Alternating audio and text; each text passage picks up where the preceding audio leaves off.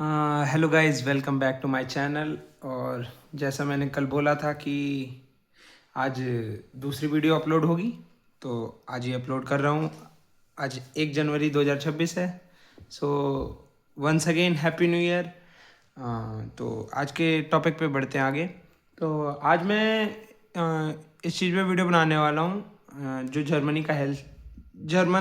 Health care and public insurance अभी तक जो एक्सपीरियंस किया है उसके हिसाब से जितना मेरे को समझ आया उतना ही बोलूँगा, और ज़्यादा एक्स्ट्रा कुछ नहीं बोलने वाला हूँ मैं।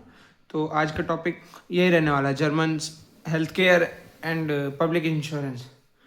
तो आप लोगों को लगता होगा, जो अभी जर्मनी में नहीं आए उनको ऐसा लगता होगा कि जर्मनी में क्या है, पब्लिक इंश्योरेंस अगर किसी के पास है तो वो सब कुछ सारा इलाज फ्री है। तो ये सबसे बड़ा मिथ है।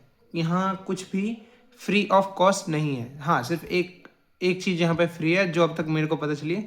वो डॉक्टर को हम विजिट करते हैं, डॉक्टर चेकअप वगैरह करता है, वो शायद मोस्ट ऑफ द टाइम वो फ्री होता है। अब हमें पैसे किस चीज़ के देने होते हैं। जैसे एक बार मैं गया था डॉक्टर के पास, मेरे थ्रोट में हल्का सा पेन था। तो मैं डॉक्टर के पास गया, उन्होंने सबसे पहले पेपर स्ट्रिप वाला जो बैक्टीरियल इन्फेक्शन वाला जो चेकअप होता है वो किया था। उन्होंने कहा कोई बैक्टीरियल इन्फेक्शन नहीं है। फिर उन्होंने दवाई प्रिस्क्राइब करी थी मेरे को। तो मैं फिर नीचे, ऐसा है मेरे यहाँ जो नियरेस्ट क्लिनिक है उसमें क्या है, फर्स्ट फ्लोर पे क्लिनिक है पूरा, और ग्राउंड फ्लोर पे अपोथेका है। अपोथेका मतलब कि जैसे इंडिया में केमिस्ट शॉप होती है ना हॉस्पिटल के बाहर, वैसे ही कुछ। तो अपोथेका में गया, वहाँ पे मैंने अपना जो गेजुनहाइट काटा होता है। यहाँ पे हमें पर्ची वगैरह नहीं मिलती इंडिया की तरह कि हमें पर्ची पे दवाइयाँ लिख के दे रहे हैं डॉक्टर। यहाँ पे एक गेजुनहाइट कार्ड होता है, वो इंश्योरेंस कंपनी की तरफ से आता है वो। तो मेरे पास AOK नॉड का है शायद, हाँ, ग्रीन कलर का आता है वो। तो AOK नॉड। तो मैं वो कार्ड लेके नीचे गया, उनको कार्ड दिखाया। उन्होंने दवाई दी। उन्होंने बताया कि सुबह शाम लेना है, और पूरी दवाई दी। उसके बाद बोला, उसके बाद मेरे को पे करना पड़ा उसमें 5 यूरो। और फिर मैंने घर आके पता किया कि ये दवाई के, ये मेरे पास तो इंश्योरेंस है तो मेरे को पे क्यों करना पड़ा। फिर पता चला ये पूरी कॉस्ट नहीं होती मेडिसिन की, कुछ पार्ट हमें पे करना होता है मेडिसिन का, और बाकी पार्ट इंश्योरेंस के थ्रू पे होता है। तो ये बात पता चली कि मेडिसिन फ्री नहीं है।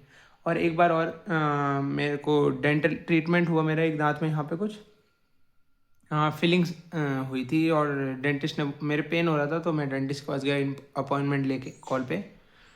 तो पता चला कि ट्रीटमेंट के पैसे लगेंगे। मैंने कहा कोई बात नहीं, ज़रूरी था।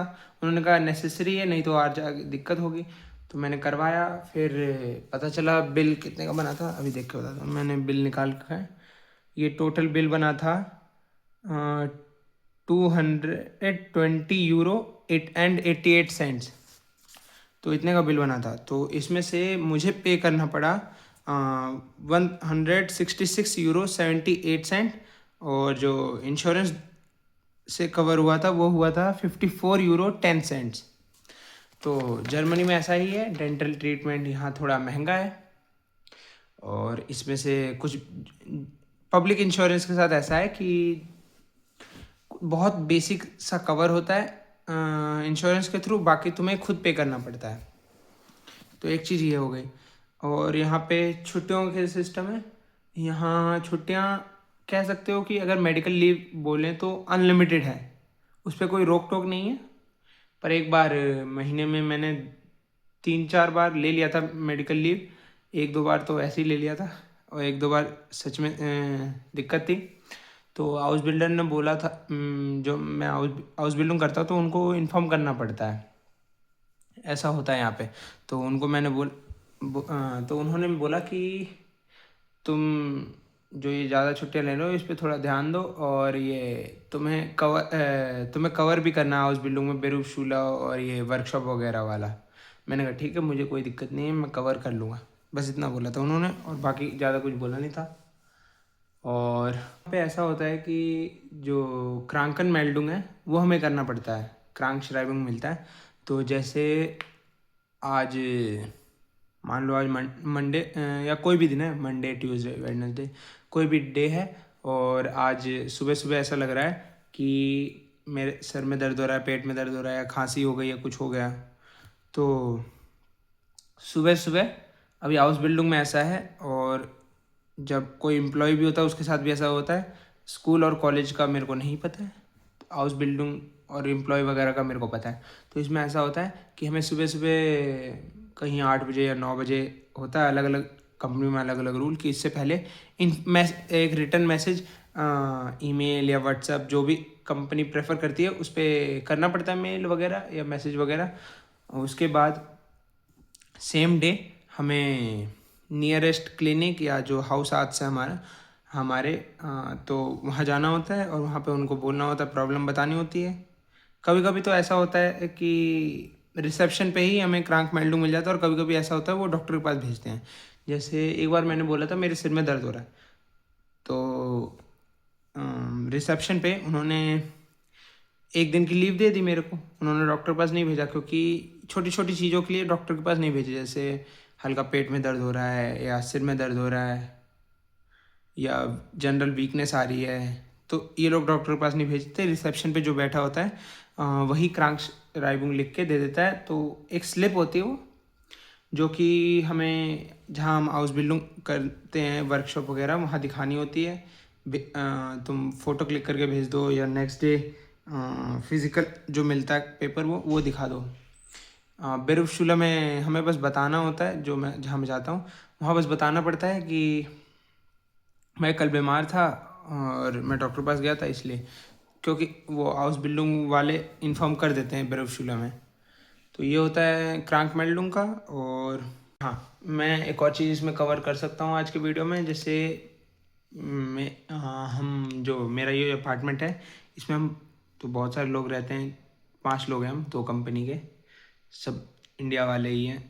तो ऐसा है, हम में से एक है तो उसको कोई एलर्जी वगैरह है, तो उसके लिए उसको ना स्पेशलाइज्ड जो डॉक्टर होते हैं उनसे अपॉइंटमेंट लेनी है।